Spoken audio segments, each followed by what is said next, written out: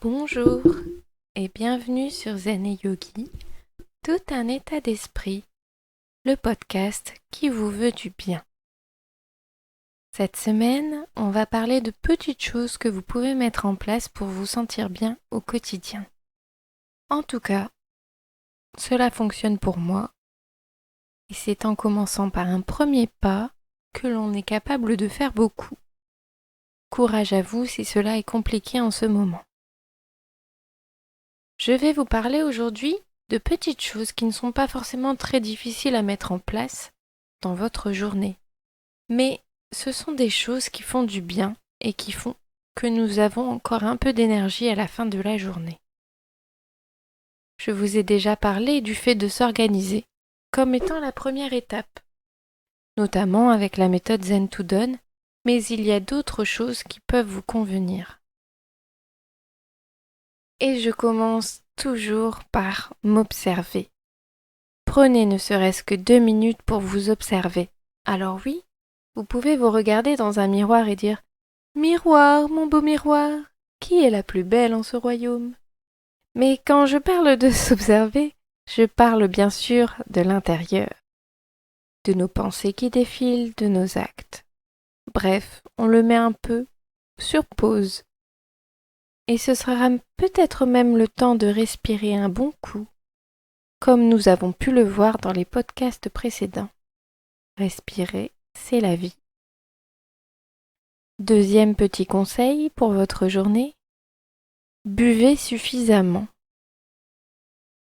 Avez-vous déjà pensé à ce que nous buvons au quotidien? On le sait a priori tous.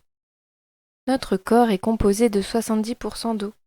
Cette eau, il faut la renouveler. Essayez de boire au moins 1,5 litre d'eau par jour pour éviter la déshydratation.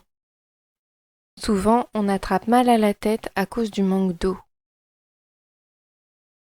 Au niveau physique, le fait de boire suffisamment d'eau permet d'éliminer les toxines et de renouveler les cellules.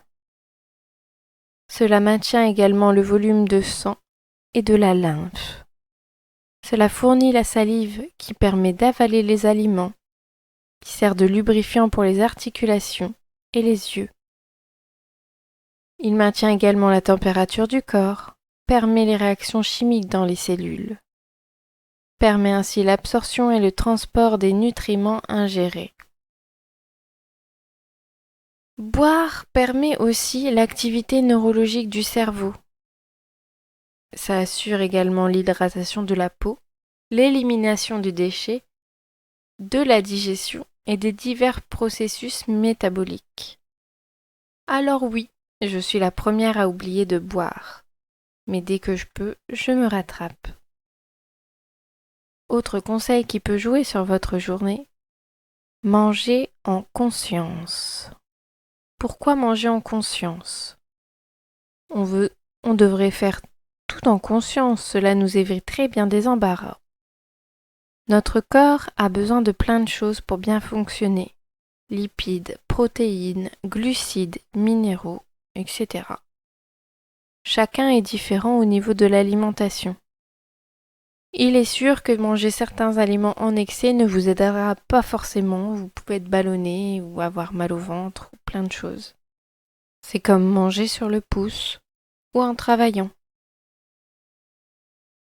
La mastication est peut-être l'une des choses les plus importantes quand on mange. Car si on exécute mal, la digestion sera beaucoup plus difficile. Prendre un peu de temps pour manger ne vous aidera qu'à être plus productif et à éviter certains désagréments. Conseil suivant, faire un peu d'activité physique. Le problème avec le sport, c'est que généralement, on commence bien motivé, on se donne à fond et on se fait mal. Quand je dis de faire de l'exercice physique, je ne parle pas forcément d'aller courir un marathon, simplement de prendre peut-être conscience que nous avons un corps qui nous porte au quotidien et qu'on n'a pas besoin de le maltraiter pour être en forme et sportif. Suivez le dicton qui commence doucement ira loin. Marcher pendant 30 minutes sur votre journée aura déjà des effets bénéfiques, qui plus est quand vous ne marchez pas du tout. Après, n'hésitez pas à aller écouter le podcast sur l'activité physique si vous ne savez pas comment vous y prendre. Je vous donne certaines astuces. Autre élément essentiel qui peut vraiment changer votre journée, je vous invite à prendre des pauses. Je l'ai déjà dit, mais je préfère remettre une couche. Le fait de prendre une pause ne peut qu'être bénéfique pour vous. Notre corps et notre esprit ont parfois besoin d'un repos bien mérité. C'est comme tout, il faut trouver le juste équilibre. Ni trop, ni trop peu. À vous de trouver le vôtre. En tout cas, je vous souhaite de prendre bien soin de vous pour passer une bonne journée. Voilà, j'espère que cela vous a plu. N'hésitez pas à liker, partager et à vous abonner selon votre plateforme. N'oubliez pas, le bonheur se trouve en vous, alors cultivez-le.